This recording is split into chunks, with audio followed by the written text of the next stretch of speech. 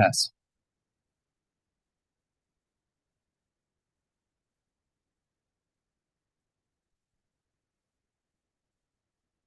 Test.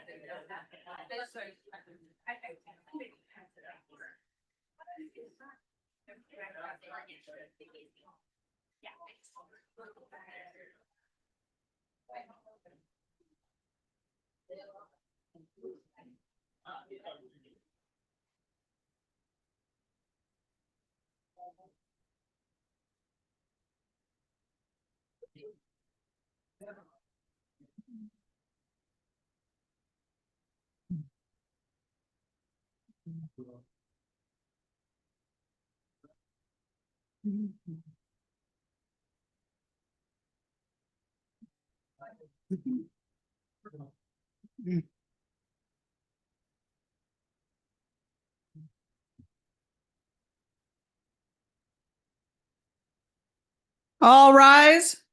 Please welcome the 2026 spring graduates, the drug court team, and the judges of the 16th Judicial Circuit.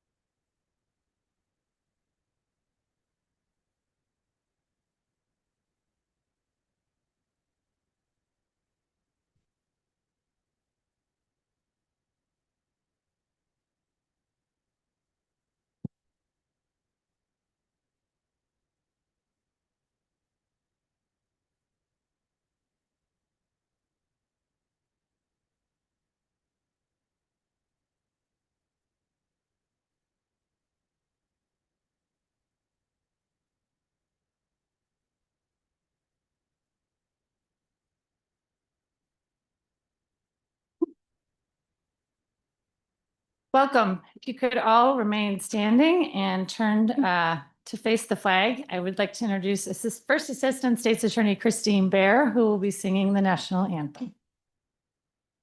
Oh, say, can you see by the dawn's early light what so proudly we hailed at twilight's last gleaming, whose bright stripes and bright stars through the perilous fight o'er the ramparts we watched was so gallantly streaming, and the rocket's red glare, the bombs bursting in her, gave proof through the night that our flag was still there. Oh, say does that star-spangled banner yet wave o'er the land of the free and the home of the brave?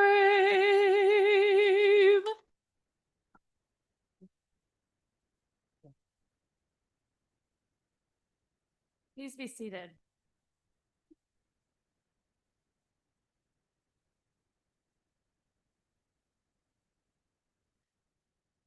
Good afternoon. Thank you all for coming to celebrate the 15 people on this stage who make up the April 2026 Drug Rehabilitation Court graduating class. Drug rehabilitation courts have been in existence nationally since 1989 and since 2000 in Kane County. Treatment courts reduce crime by using a highly structured combination of treatment with intensive supervision to hold individuals with substance use disorder and co-occurring mental health conditions accountable for their actions. Tax revenues go up and tax dollars are saved by increasing the number of employed, tax-paying citizens in our community instead of spending money to incarcerate them. Part of successful treatment court is sharing the results with the community, and that is why we have these public graduations. When someone pleads into drug rehabilitation court, they admit guilt, are ordered to pay restitution, and are sentenced to the most intensive probation available, and they have to choose it. No one can be sentenced to a treatment court unless they consent, unless they want it. Even if the judge thinks it would be best for them, It doesn't count. So every single person on this stage chose this path. And for many of them, it was a harder path than if they had simply gone to prison. While on probation, they must complete all recommendation substance use disorder treatment and any other treatment recommendations. That could be mental health treatment, anger management, partner abuse intervention, moral recognition therapy, dialectical behavior therapy, trauma treatment, for example, EMDR, et cetera, et cetera, et cetera.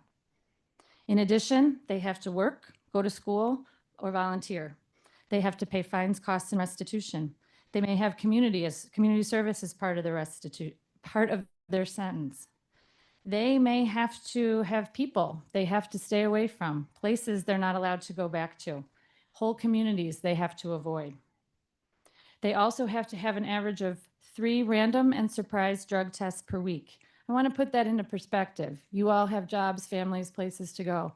And imagine every single morning, no matter what your plans are, you got a 7 o'clock dentist appointment, you want to take your kids somewhere, you get a text message that says, drop everything, you got to come to the courthouse for a drug test.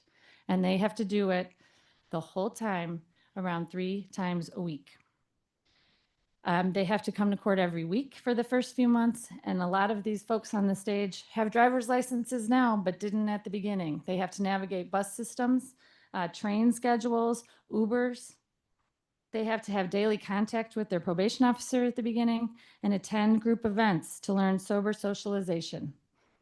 This is all overseen by the most amazing multidisciplinary team made up of the lawyers, treatment providers, law enforcement officer, forensic psychologists, probation officers, and our coordinator, and of course, the judge. For many, they may have nothing when they come into the program. No home, no one that actually has their best interest at heart. They may need to get rid of every friend they have and not return to the area they lived their whole lives. In short, as we say, they have to change their people, places, things, and routines in order to try to make real and lasting change.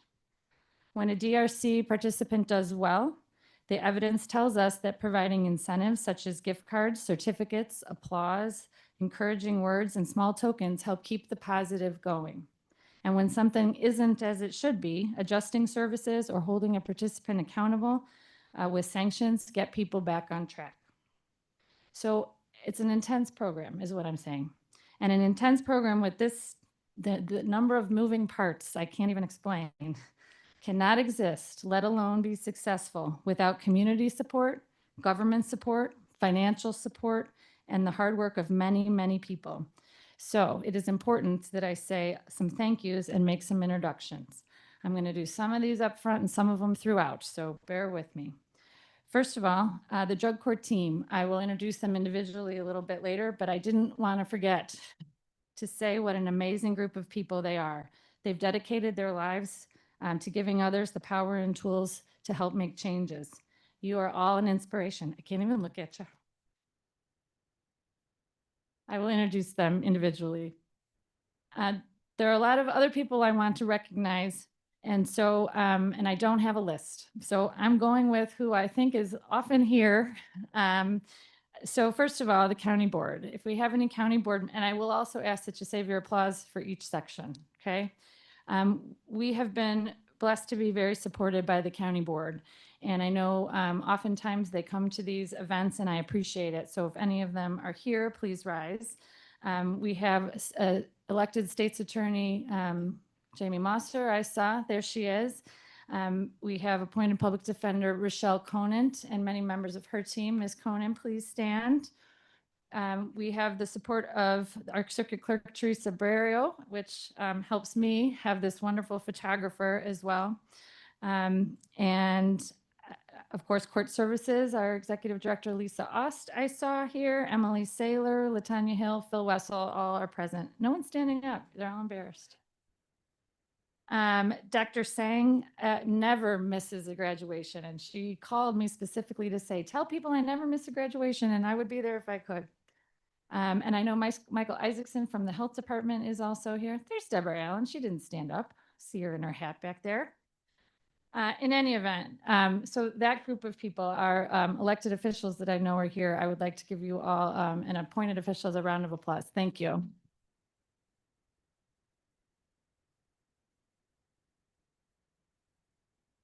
King County is so lucky to have a 501c3 that supports our treatment courts. It's called the King County Specialty Courts Foundation, and I have seen some of those folks here. They help with personal items for people heading to treatment, gift cards, pro-social sober event activities like picnics, holiday parties, bus passes, even food items, and events like this one. And I think I've seen some of our foundation members here. Dennis Carr is our director, and Ms. Mosser's actually also on the foundation. I saw Randy Roosh. He won't stand. Look at him all the way in the back. Alora and Jeff Jeffco are here always. See, Jeff knows how to stand up and take some applause. And Sheriff Hayden is on the foundation along with Michelle Gomes, Kim Deal, and Linda Cayos. So we could not, there's all of these evidence-based practices and things we're told work, but the taxpayers can't foot the bill for all of them. And without the foundation, we would not have so many of what other counties have as extras and we have as critical parts of our program. So I will also give a shout out to one of our veteran treatment court mentors. His name is, I have to say it properly, but it's Joe Donor. And he donated his time to create a website for the foundation and worked with Dennis Carr to create a website. So there is now a foundation website. And if you would like to know what that is, you can ask the foundation members after our program. So I would like to give a round of applause to the foundation and foundation members.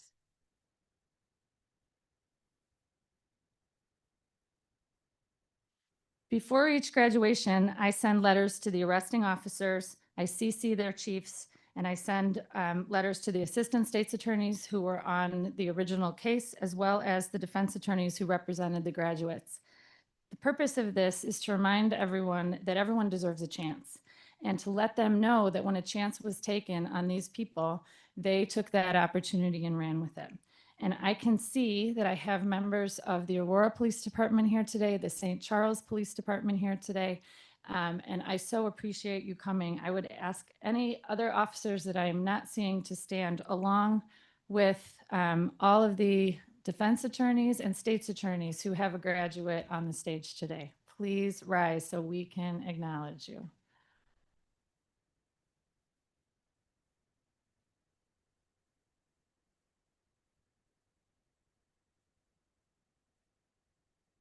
I, of course, would be remiss if I did not thank all of those people who make this physical event a success. And I'm sure I won't get all of you.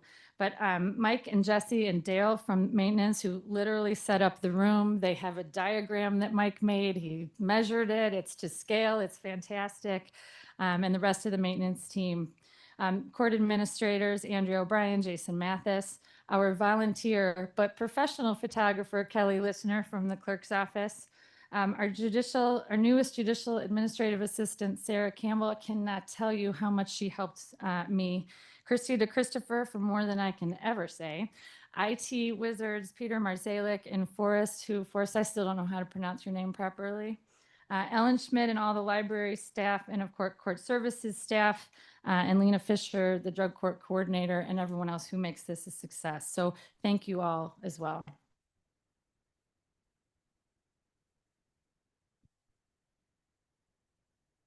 Retired Judge Castelny has obviously never missed a graduation because she was the judge.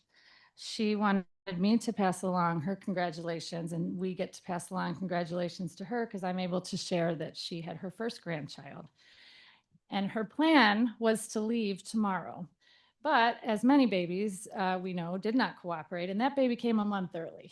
So she is watching, I hope. She said she was, and she wanted me to pass on her congratulations. And so with that, I would like to turn to the appreciation and support of my judicial colleagues. We as a judiciary recognize substance use disorder and mental health conditions in every single courtroom.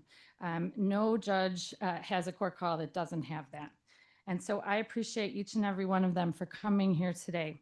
Judges Tracy, Barsanti, Tegler, Flood, Yetter, and Clement all have graduates here on the stage. I send each one of them a card to tell them something about their graduates and let them know that when they sign that order to send it downstairs, as it were, or next door, depending on where you are, that it worked. And here they are.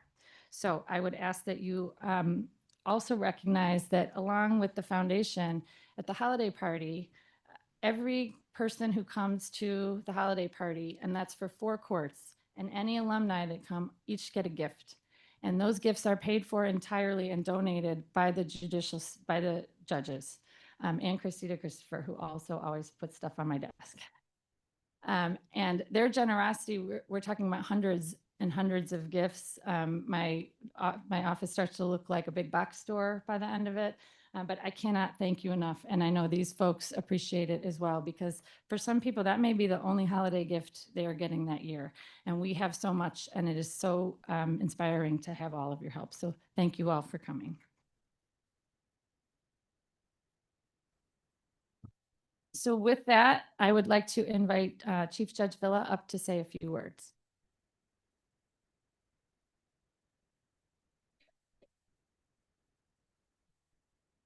Good afternoon, everyone.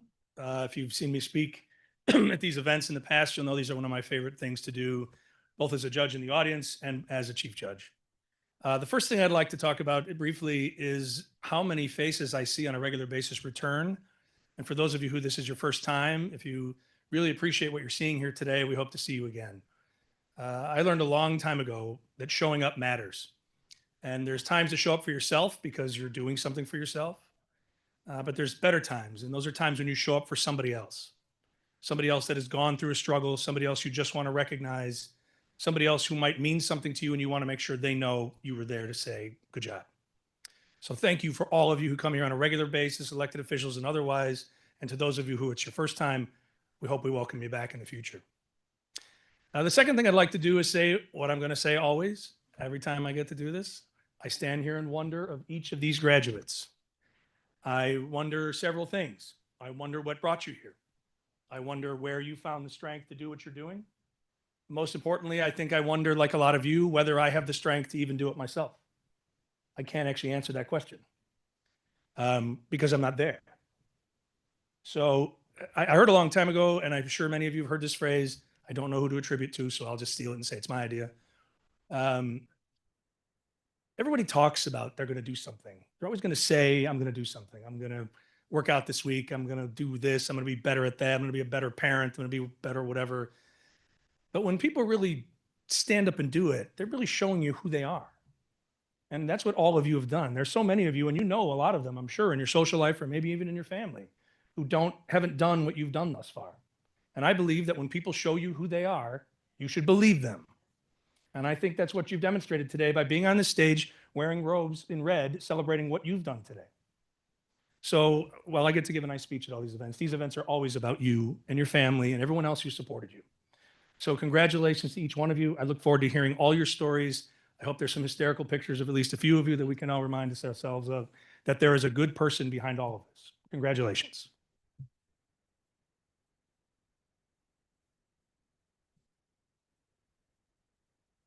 We have a tradition with our drug court graduations to present an award to someone or an entity that goes above and beyond to support our drug court. And today we would like to formally celebrate an extension of our team who couldn't be here today. Yarnell King, our bailiff. Unfortunately, he wasn't feeling well. I spoke to him last night and I told him that we were presenting him with this award. We have a certificate of appreciation signed by, Judge Villa and me, but the whole team and the graduates. Anyone who has come in my courtroom knows what a kind and wonderful man he is. He is always cheerful. He knows our participants and he gives encouraging words and congratulations on a job well done. He also will tell them it's going to be all right in times of stress. And I've seen him pat people on the shoulder when things didn't go in their court appearance how they might have wanted to. But I also perform weddings. And when he walks the couple out, he always says the same thing over and over again. Time to celebrate, and communication is key. I think communication is key is a touchstone of drug court and of life. We appreciate Yarnell's calm presence, his kindness, and his words of wisdom. He was so appreciative of the honor. And when I told him about it, he said, Well, I've been there for 5 years and I just like everybody. Mm-hmm. And everyone knows his mm-hmm. We will present Yarnell with our certificate signed by the graduates, and we're going to treat it like a phase up. And at a phase up ceremony, as you may know, when someone phases up, the whole team says something nice about him. We're going to do that for Yarnell when we get him back in court. So finally, I can turn to the people behind me and have them do some of the heavy lifting. I am now honored to present our 2 keynote speakers today. First, Marcus B., and then Eva S. Marcus B., take it away.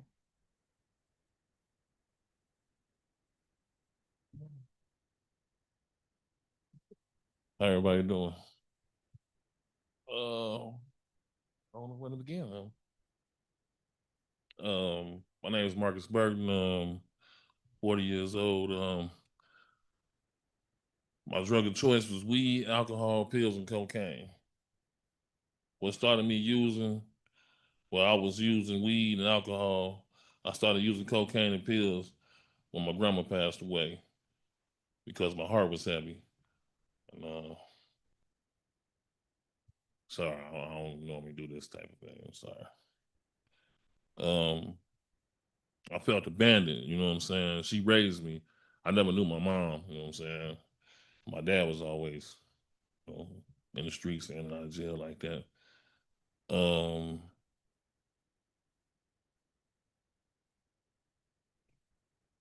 Excuse me, sorry about that. I never got the chance to really make her proud of me. So yeah, I'm trying to, yeah. You know what I'm saying? Coming up, all I ever caused though was hurt and pain from me going to jail and stealing from her.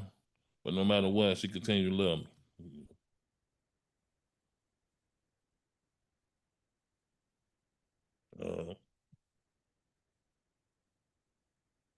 Before drug court, I was homeless. I was living in a tent. Right, excuse me. Man, yeah. I was homeless. I was living in a tent. Rain, summer, snow, sticks. We called it. Some nights it was so cold I couldn't even cry because my tears was frozen. I would ask God to help me or just let me go. Be with my mom and my dad and both my grandmas. I was at the point of giving up on life. How I came to drug court, at first, it was to get out of jail. Okay. At first, it was to get out of jail and going, you know what I'm saying, instead of going to prison. But I got into the Lighthouse program in the county, and Nate and Miss P used to come in and give us some tools to use. One day, my big bro D Williams, Daryl Williams, he ain't here right now at the moment. But he came in and saw my face and saw I was tired and beat down from life. You know? And he prayed with me and said, "You got this. Don't give up. I'm going to talk to some folks in the program and introduce them, excuse me, and introduce me to Nate and got me to OPOD. What worked most in drug court for me, what worked most for me in drug court, I once gave in. I started trusting things and started to change at first. It was a rocky start. But once I got a job, things began to look up. And I met Walter, good brother right there. That's, I did right there too, my bad. Yeah. We've been through some of the things. He's been the best sponsor to me. After so many sanctions, I reached my limit. I need to stop playing and get it together. Who am I grateful for? The whole drug court, LSSI staff, Ms. Downs, Ms. Lena, Ms. K, she ain't here right now, Ms. Yoon, Quincy, I'm saying Yari, I'm saying Maisha, Gali, Carlo, Mr. C, and the rest of the team. I appreciate y'all. Thank you. I could have did this myself without the extra push. At first, I thought you guys was just here for a check. But I soon realized sacrifices you all make to help people like me out, taking time away from your families. I can't thank you all enough for what you all have done for me. You know what I'm saying? The people in the program. Oh yeah. Okay, yeah, Miss Heather, Miss Corinne, Holly, Miss Tiffany, Ray, TJ. I thank you for the love and support, all the peers I met while on this journey in life. You are all more like family to me, and I'm so happy and thank God to have met you and known you all. The journey continues. I'm looking forward to becoming a counselor and giving back what's given to me. Thanks for listening.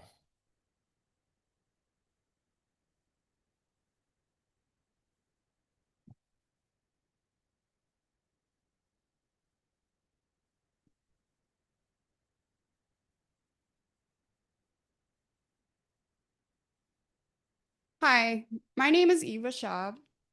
I came into drug court with my life completely out of control.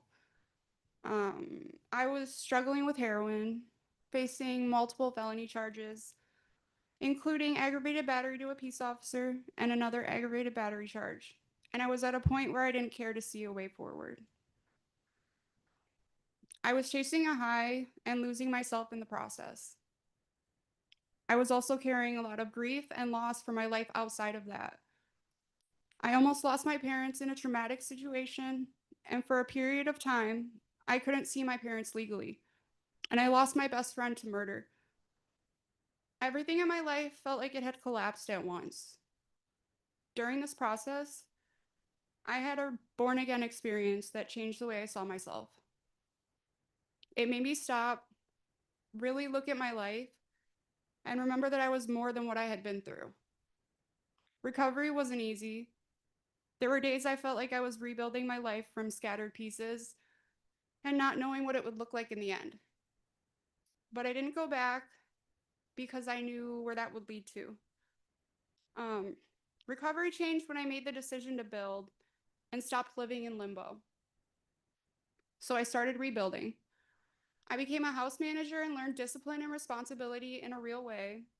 I earned 3 National Academy of Sports Medicine certifications, rebuilt my credit, was approved for a mortgage loan, and I'm closing on my first condo on May 6th.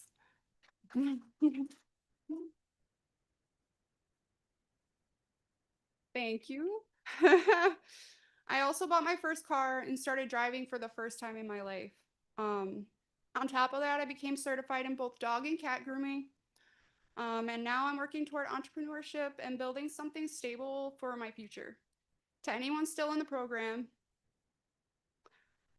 what I've learned is that change doesn't happen all at once. It happens in moments you choose something different. I'm grateful for the drug court team, Serenity House, my parents, my coworkers who have become my friends and supported me along the way. This program didn't just keep me alive, it helped me rebuild who I am. What I lost in my past, I rebuilt in my future. Thank you.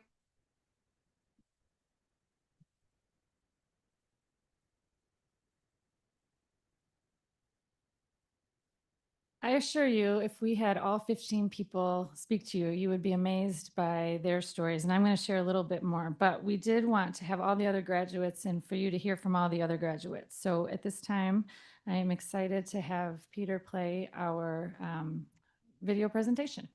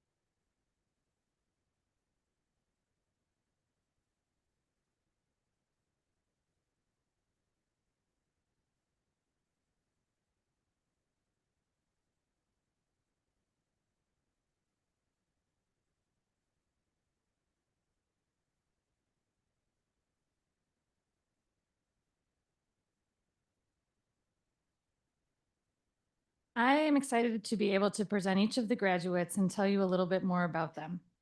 But first, I wanted to give you a little information by the numbers. And I have to give a particular shout out to Nicole Salonen and Lindsay Lachansky. Everyone, these speaking engagements are very stressful, not just for those on the stage, but me too. And today I did a massive cut and paste to rearrange some things, and I cut something out and never put it back in. So beforehand, they ran around and did some math for me, which I really appreciate. The cost to house someone in the Illinois Department of Corrections per year is $44,828. According to All Rise, the average savings to the taxpayers per participant who completes a treatment court is $6,000 a year, and the reduction in crime is 58%. By the numbers on this stage, they have paid approximately, I had the exact number earlier, but not now, approximately $3,400 in restitution. They've paid $21,000 in fines and costs. The average number of drug tests they went to over 24 months is 312. Their range of sentence was 75 years to 194 years. I'm not doing the math on what that costs times $44,828. And finally, the percentage on this stage who are in school, working full-time, or both is 100%.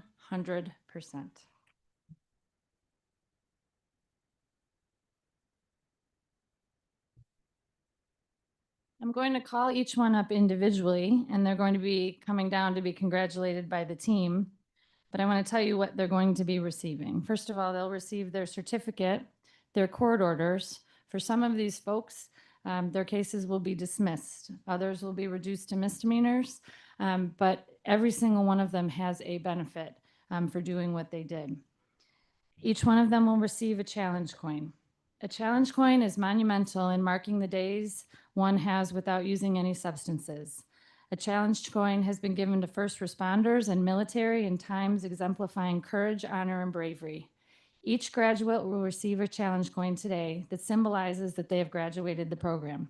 They have gotten themselves the tools to become the best versions of themselves.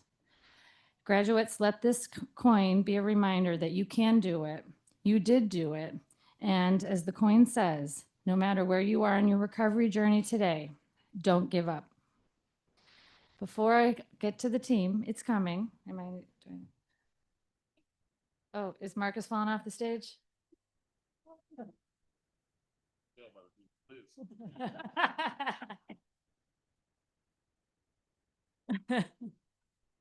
I told you about Yarnell earlier, and I call him an extension of our team.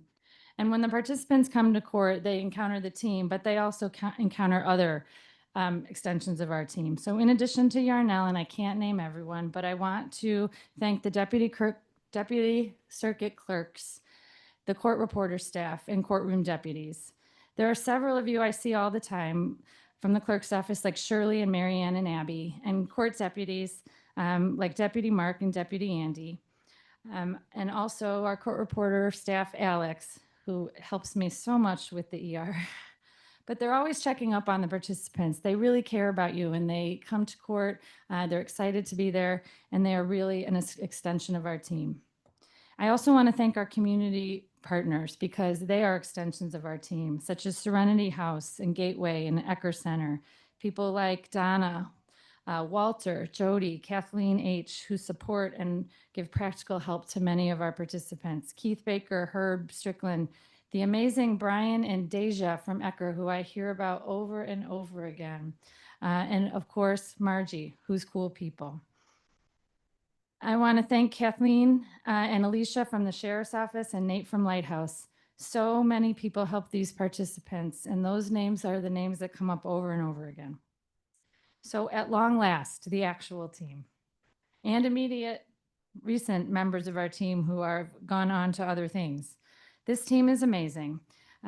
You heard Mr. Burton thank the team, and I couldn't say it any better. They give up things with their own families. They are always wanting to be there for the participants. It is not an easy job, but it is a rewarding job, and one they do very well. They feel for the participants when they're struggling. They give them tough love when things could be going better, and they work tirelessly to provide the framework for the participants to make real changes in their lives. And I really appreciate Marcus giving them that shout out today too, and Eva as well. So first we have coordinator Lena Fisher. We have Supervisor Quincy Owens, probation officer Carlo Valenzuela, probation officer Yaritzi Pena, probation officer Eric Cepeda, probation officer Maisha Little. We have supervisor Samantha Spooner, but I think she's hidden. From Gateway, Cassandra Hartzog. From LSSI, Corinne Ellaby, and I'm glad she has it spelled out phonetically on her email so I know how to say it. Our forensic psychologist, Dr. Ashley Van Opstel. Detective Darrell Williams, who got a shout out, is not able to be here today. He was maybe going to be late, but it looks like he hasn't made it. Assistant State's Attorney Lindsay Lachansky, Assistant Public Defender Nicole Salonen, and our newest, Ramon Loaiza, and our newest, I don't know if is Samantha Reed here, making her shy. Okay, all right. So certainly when you're a judge, it can be very isolating. Ultimately, you have colleagues and friends on the floor and you can ask them questions, but ultimately the decision is yours. And in drug court, ultimately the decision is mine. And in DUI treatment court, ultimately the decision is Judge Cruz's, but I think he would agree with me. This job is way better when you have a whole team of people to lean on. So I appreciate each and every one of you.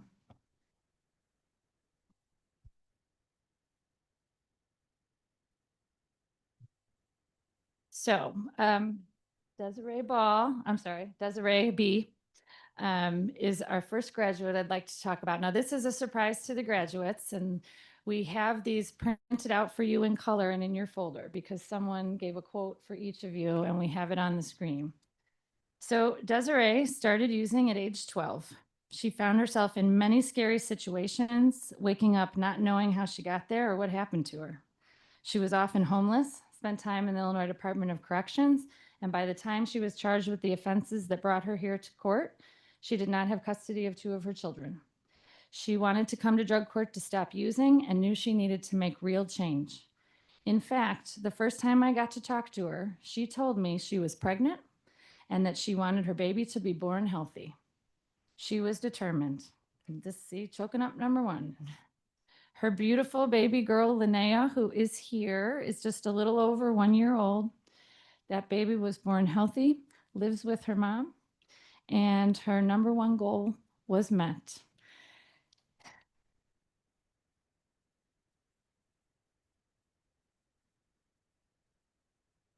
I'm not done yet. She's like, do I leave? Desiree has never tested positive for any substances while she's been in drug court. This is her longest period of sobriety since middle school. That's not all. She got her driver's license in a car, lives in a safe, loving home, is engaged, is able to spend quality time with all of her children, finished inpatient, IOP, other treatment and classes beyond what was required of her, and is working on furthering her education, going back to school for a better future. Desiree had some difficult times. So having a baby while you're in an intensive probation is next level. But she came to court and she was open with us about her struggles. And we told her, especially all the moms in the room, we told her over and over again, it's hard. It's not you, it's hard. She accepted help, was an absolute delight to have in drug court. The giggling that you saw earlier, that's typical. And we just loved having her, and not just because she let all of us hold her baby. And until recently, that baby would let all of us hold her, but suddenly she cried real hard the other day. Her recovery coach, Kathleen H., commented on her positive spirit. And to Desiree, she says, I cannot wait to see what you will do next. This is only the beginning. Congratulations.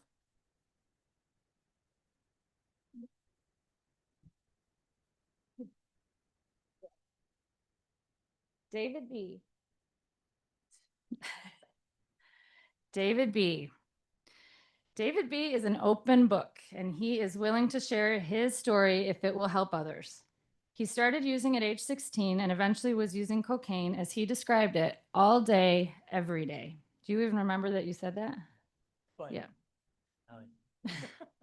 He was in and out of jail and prison, but in between, he didn't always have stable housing or work. He wanted to stop, but needed structure and accountability. He mentioned on the video that his lowest point, what his lowest point was, and I want to tell you that that was actually during drug court.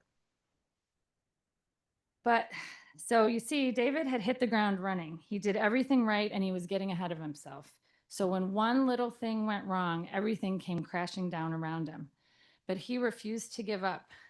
Within a month, he had worked out what he needed to do. And the bottom line, and I think it first came from Quincy, or at least he first heard it from Quincy, was to slow down. He rededicated himself to treatment. He found a treatment provider who feels like family. He reconnected with his own family, including his children. He paid off all of his restitution, which was no small feat. If you know, you know. He got his own place. He has a great job. He's been promoted. He gives back by volunteering at the homeless shelter, has what he calls a real bank account, and it actually has money in it. He has a retirement account, new friends, journals regularly, has worked through all the AA steps, and has become a sponsor.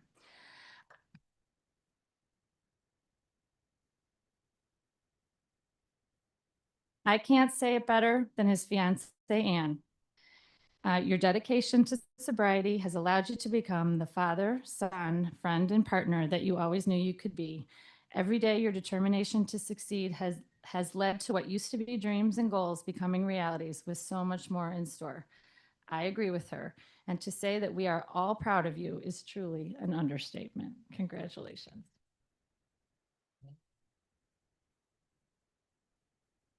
Mr. Benson.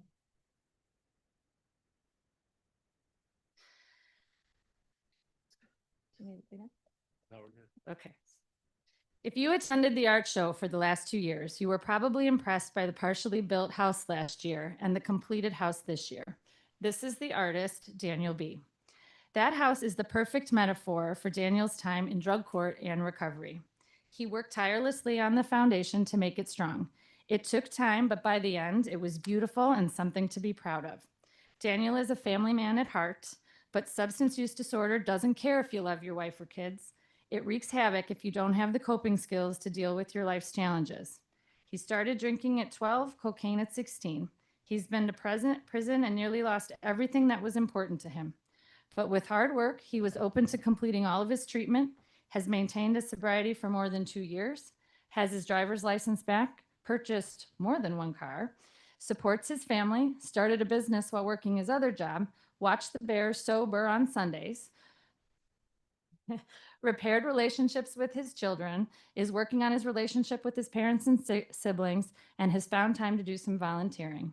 He and his wife, Jackie, are looking forward to a bright future together. She says, "Thank you for the drug court programs and all it has done for Daniel, from help with his personal well-being, family dynamics, and overall transformation, for a healthier mindset, for our relationship, including his extended family. Daniel, a newly built solid house is an impressive feat, and we know you have all the skills and tools necessary for the constant upkeep and attention that a home requires." Congratulations. Oh, he did it.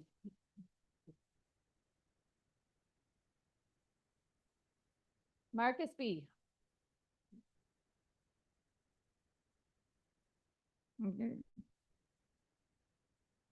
Marcus B has told you some of his story.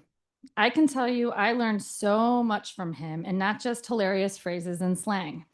His life has not been easy. He told me he stepped off the porch around age 13, and you heard from him what happened from there.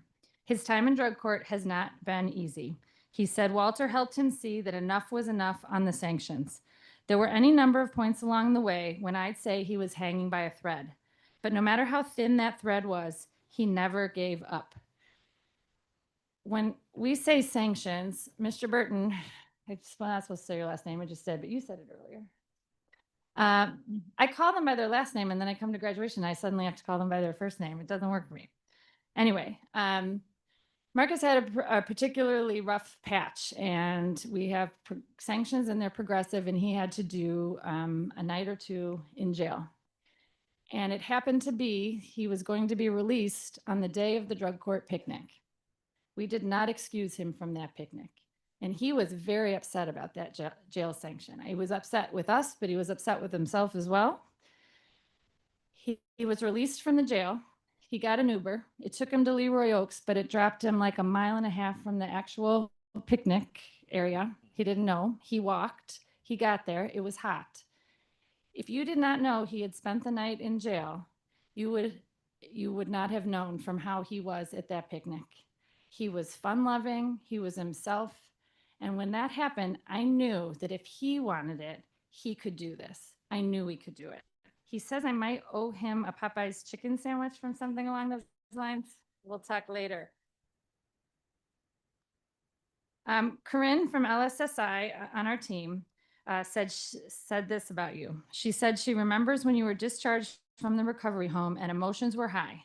But even when obstacles were stacked against you, you took time to breathe, reflect on how far you had come, and humbly apologize, choosing growth over defeat. Mr. Marcus had a very hard time finding a job. And one day in court, he was nearly maybe all the way in tears. And he just kept saying, Judge, if someone would just give me a chance, I could do this. I could do this. He went on so many interviews and had so many applications. And finally, a little more than a year ago, he was given a chance. He was 100% correct. He's worked there for over a year. Everything fell into place. He made new friends in drug court and thinks of some of them as his family, along with his sponsor, who he considers a brother. He's got his driver's license, a car. He is proud of his credit rating. He is taking care of his physical health. He's found a church. I think he found a way to be honest with himself and others and is a humble and grateful person. Corinne adds that he is a true leader among his peers through his compassion, encouragement, and willingness to help others. Marcus, the whole team hopes that you think we're all cool people. And even though we may be busier than a McDonald's drive-thru, we will never be too busy for you. Congratulations.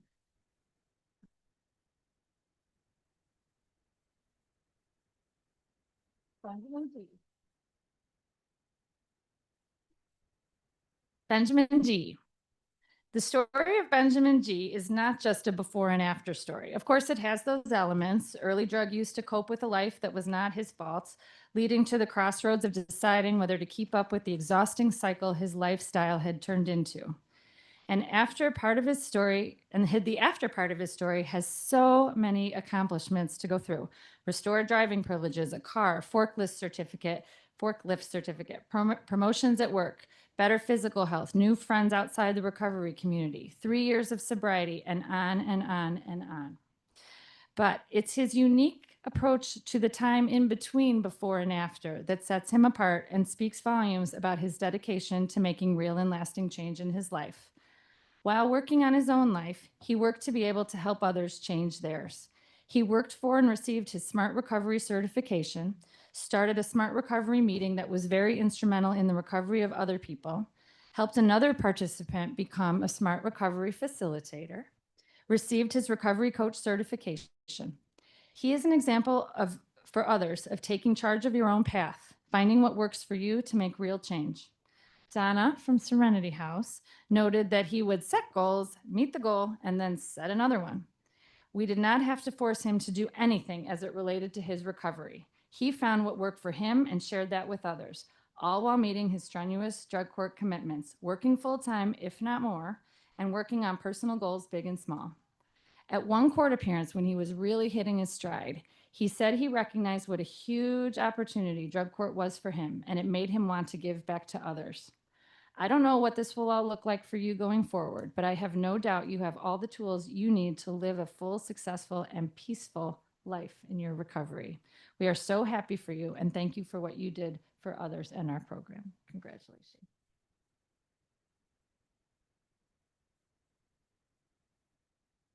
Jacqueline?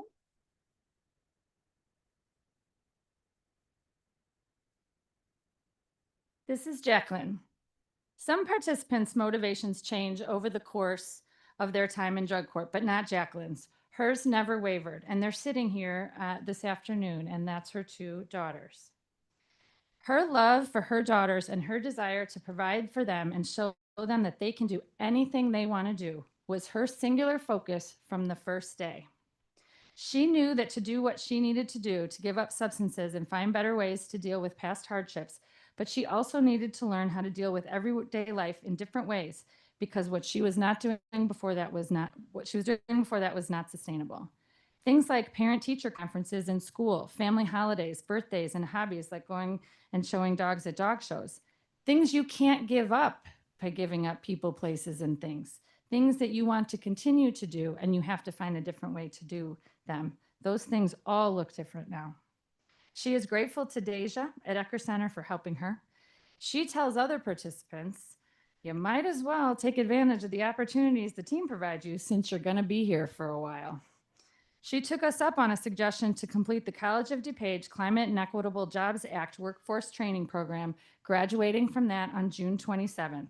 She then enrolled in College of DuPage, made honor roll, and a position working for a professor, right, in the lab? Am I saying that right? More or less. All while juggling motherhood, caring for other family members, making all of her drug tests, court dates, and completing treatment.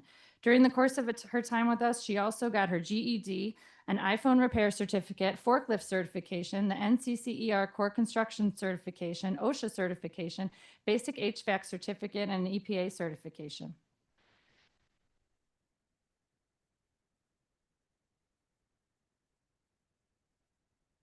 She is a bright, capable young woman. She cares deeply for her community and is not afraid to stand up for her community and for people that she loves and for those who are not as fortunate as her. She made us a better team by reminding us that trust is earned, not given. She tested us, and we held her to her goals through encouragement and accountability. Quincy captured it well. He wants to say to you on behalf of all of us, you are persistent, driven, and determined. Remember this as you move forward to conquer new adventures. Remember this as your daughters have an everlasting eye on you as they make their path. Remember this when you feel exhausted. Remember that you are a strong woman, strong enough that you are standing here today. I believe Jacqueline is fiercely independent, but I hope you've learned that when you find the right people, you can lean on them a little. Congratulations.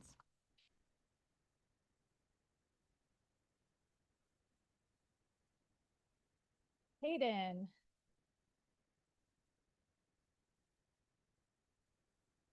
Before Hayden was arrested, he knew he needed to find a way to stop using drugs, but nothing in his life was stable. This is not uncommon for someone with substance use disorder. They cannot fight the disease even when they want to because they lack resources, structure, and accountability. And to cope with all the instability, the disease tricks you into seeking relief with the very drugs you need to get away from. So when Hayden came to us, he had been trying on his own. We learned quickly that structure was a little challenging for him. And being in control was important to him. His beginnings were a little rocky, but after he got his own place and was further along in treatment, he started setting and knocking out his goals. I would be remiss if I did not mention that Hayden has the uncanniest ability to get hired. If I didn't say that, the team would be disappointed. And ASA Lachansky recited the other day all the places he worked. I think it was 14 or something. The list is long. If he didn't like a place or had a higher paying opportunity or realized that hours conflicted with his obligations or frankly just wasn't good for his health, he'd find a new job. He didn't quit first. He found a new job first. We were very impressed by Hayden's growth while he was in drug court. He knows that recovery is constant adaptation and learning to deal with life's curveballs in a new way. He now has a job he thinks he'll stay with for a while. That's the last I heard. Is that still true? Okay, good. Paid his fines, has his own place, paid his taxes and back taxes, finished all his treatment, but is continuing on his own. He's figured out his next steps to getting his driver's license, is taking better care of his physical health by exercising, cooking, meal prepping, and he's working on improving relationships with his family. He has made new friends that support his new lifestyle. He said he would like to run a half marathon, and that makes perfect sense to me because, and I know he can do it. So Hayden, you'll have to commit to a race. You'll have to set small goals in order to reach the big goal. You will have to work hard consistently, even when it hurts, it's inconvenient, or you just don't feel like it. The reward of finishing that kind of race and testing your limits and achieving those goals is hard to explain if you've never done anything like it. But in fact, it sounds an awful lot like drug court. So you have done something like it. Difficult, but well worth it. It's clear that you can do anything you set your mind to, and your dad agrees with me. He says today that we celebrate Hayden, not just for completing the programs, but for every day he chooses to move forward. He wants you to know your family is here for you. Congratulations.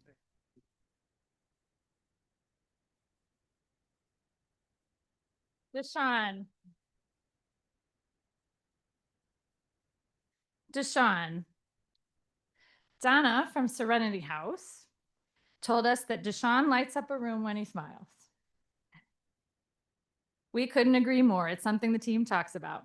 We especially love seeing him with his children, and being a better father was one of his motivations for joining drug court. His road was not smooth in the beginning, and in fact, he shared at one point that at the beginning of the program, he did not really think he'd be able to finish it. There was a time when he had to reset and rededicate himself, but ultimately he found the right combination of treatment, addressed his physical health, and made all kinds of changes in his life. He also recognized the need to figure out how to get organized. He has a lot of people to help, and sometimes he was putting that before his own recovery. He is humble in court and not a person to go on and on about himself. He has maintained his sobriety, has had the same job for over 2 years, was promoted to supervisor, opened a savings account, and has money in it. He got his driver's license. He says he's more social. He knows himself way better, and he's made new friends, trading bad relationships for healthier ones. He says he knows his kids better and loves to teach them new things and play sports with them. Donna remarked on his strong will to remain sober. Deshaun, we want you to keep this all going because more great things lie ahead for you and your family if you keep doing what you're doing. Congratulations.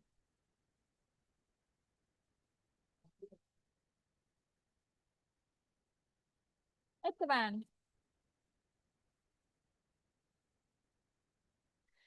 In drug court, we say over and over again to show up and be honest. Esteban did just that. He showed up in court in the beginning when he was unable to stop using, and he was honest about it. He couldn't stop, and he badly needed help. In those early days, I did not want him to leave the courtroom. The team would have liked to have kept him in there until we could get him treatment, but we had to let him go. He trusted us, and I think he really and truly had nowhere else to turn. We were able to get him into treatment, and he was ultimately able to maintain his sobriety, complete treatment, stay in sober living, and finally made it home. He gained the trust of his family. He is grateful for the relationship he is building with his kids. He is a hard worker, has been promoted at his job, and has been able to save money and improve his finances. He's living an overall healthier lifestyle, including going to the gym and taking better care of himself. He said he realizes how selfish the disease of substance use disorder made him, and he's not like that anymore. What brings him the most joy is how proud his kids are of him. I know he is incredibly proud of them too. Esteban, you are what this program is all about, showing up and being honest, no matter how hard, and that will lead you to the tools that you need to lead your better life. Lena said about you that you trusted the process, stuck with the program even when it probably wasn't easy, and you came out on the other side stronger. It was genuinely inspiring to watch. I couldn't agree more.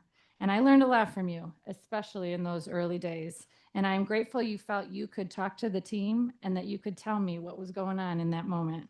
You have everything you need to keep achieving your goals, and we wish you all the best. Congratulations.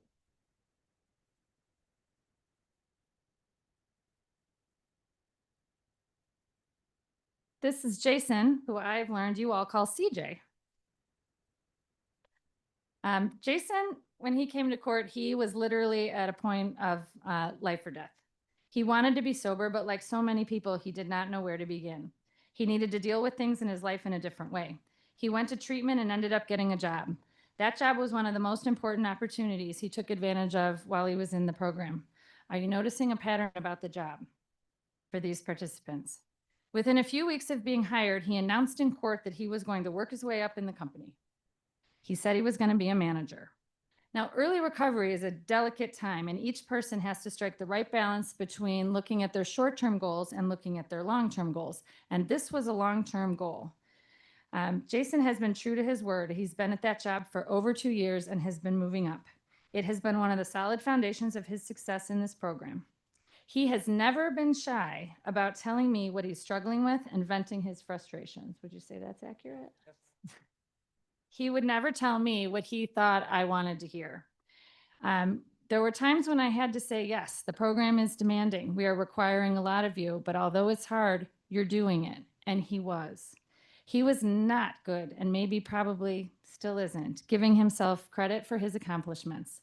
He said he was not good at standing up in front of everyone and talking, but I think he had one of the most moving, heartfelt phase-up speeches I have ever heard in my time. I will never forget it in front of everybody.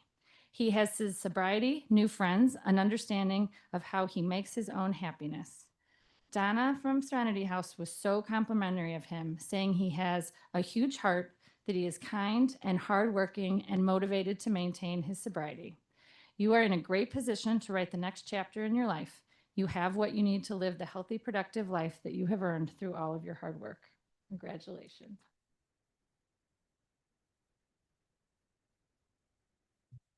Jesus. I'm still on this side. Jesus.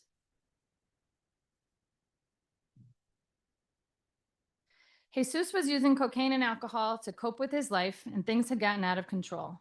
His relationships were suffering, and he couldn't imagine how it was going to get better. And he was just so tired of his whole life. That's what he said. I am so tired of my life. He embraced treatment, but struggled to balance wanting to deal with the past, but also put the past behind him. He is not one who loved to share everything in court, but one of his treatment providers complimented him to us on how he took people under his wing at treatment. He has shared his faith is very important to him, and during drug court, he became more involved with his church and church community and was baptized. He's had to cut a lot of people out of his life, but what is apparent to the team is that by doing so, he has made room for people who truly care about him, have his best interest at heart, and want what's best for him. He has shared that his family is very happy to see him sober and is proud of what he has done to work on himself. He is now able to be the parent he wants to be. And in fact, one day he came to court to talk about how one of his children had made a particular decision. And he came, and that maybe was the court appearance you talked the most. But what we talked about was how his approach to that child's decision would have been much different before he was in drug court. And the whole time he was talking about it, it was so clear how proud he was of that child and of his children. It's hard to imagine him other than the calm presence that he's always had with us, but he tells us this is new, that he was always in a hurry and everything was fast before. Your good friend Jesse, and friend of the program, wants you to know, and we agree with him, that there are true friends and family that love you and will always be there in times of need, no matter what the circumstances. We know Jesus has worked hard to find those true friends and family and has set himself up for future success. Congratulations.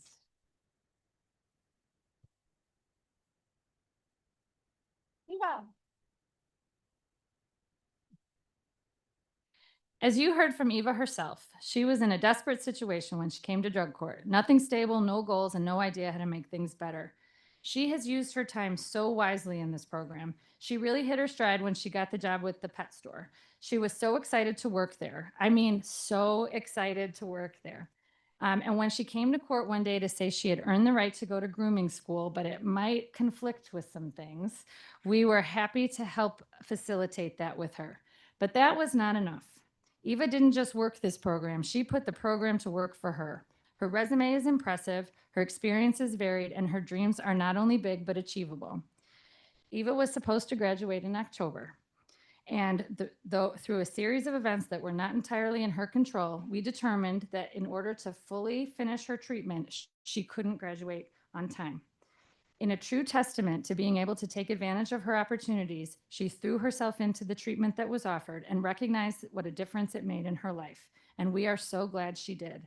She has made all of her experience in drug court count. Congratulations on closing on your condo next week. There is no stopping you, Eva, and we cannot wait to see what you do next. Congratulations.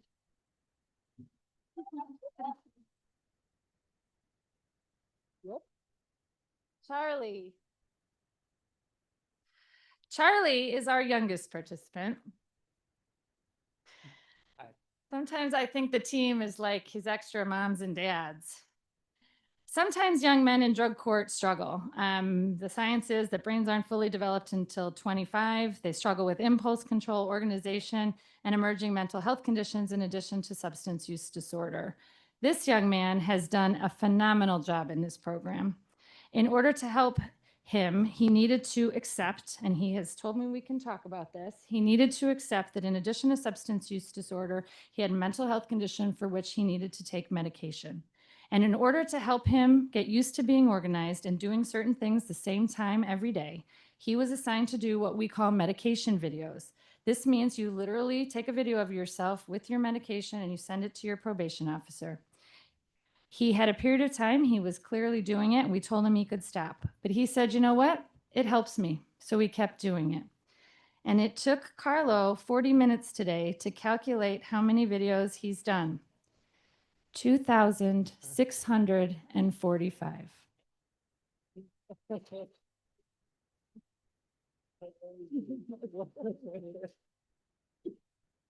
This is the longest Charlie has been sober since he was 15.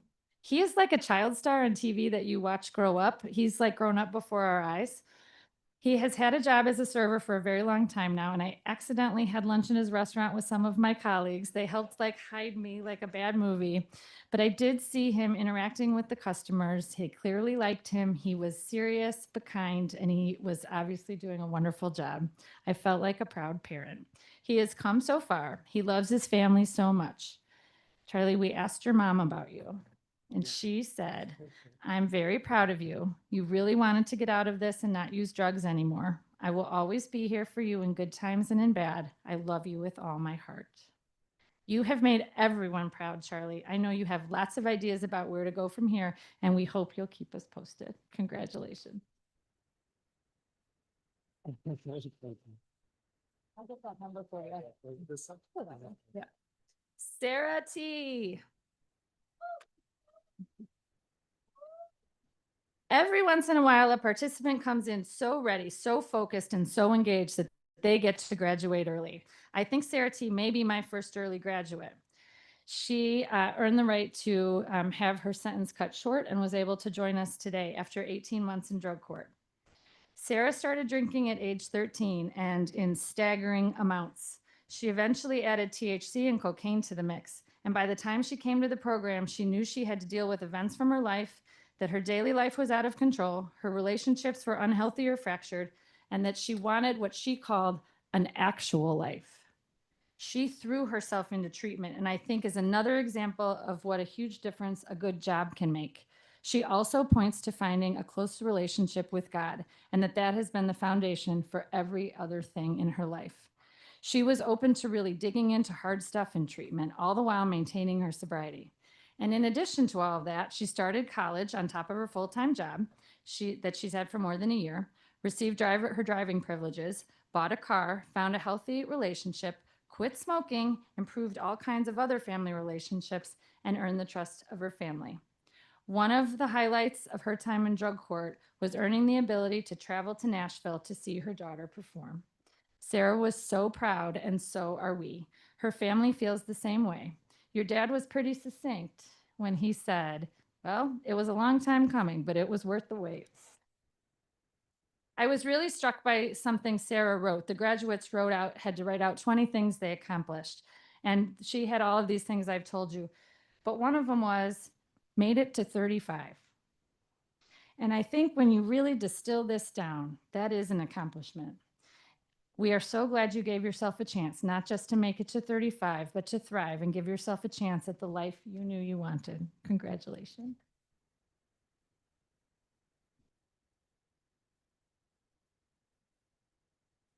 Ernesto, last but not least.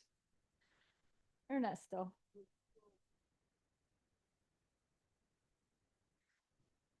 Prior to coming to drug court, Ernesto had been using drugs and alcohol so heavily that he was essentially homeless off and on for years. He had tried treatment before, but was not able to stick with it. He completed inpatient treatment and was in sober living when he was in drug court, but he still struggled and really had nowhere to go. What turned things around for Ernesto was when a man he had worked for in the past and the man's wife told Ernesto that he could live with them and work for them. And they would get him everywhere and get him to drug court. But he had to follow all of drug court's rules. And of course, he couldn't use drugs or alcohol.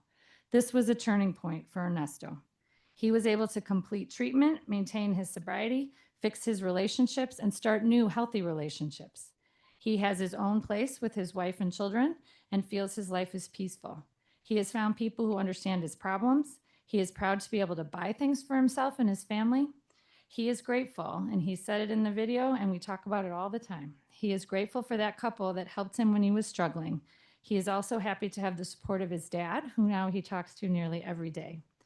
Ernesto is so enthusiastic about his success in court. He smiles and laughs, and he's always a great court appearance. His former probation officer is here, and I know he knows how far Ernesto has come. And Lena commented that this type of growth does not happen by accident. Ernesto loves baseball, so we look forward to catching up with him at our annual Cougars outing this summer. Felicidades. Congratulations.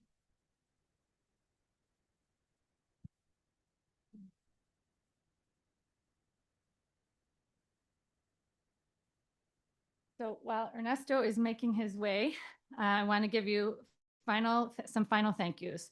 First, to the participants in drug court who are here, for being here, for supporting one another, for supporting these graduates, for teaching us, and for never giving up.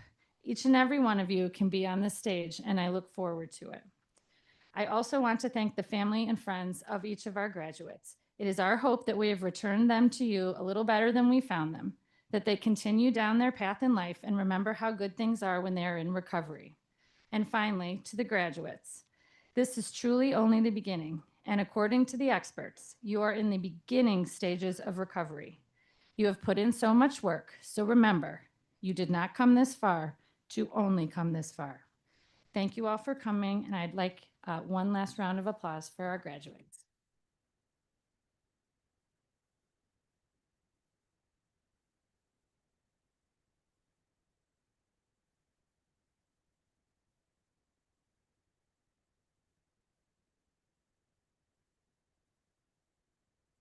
You can go.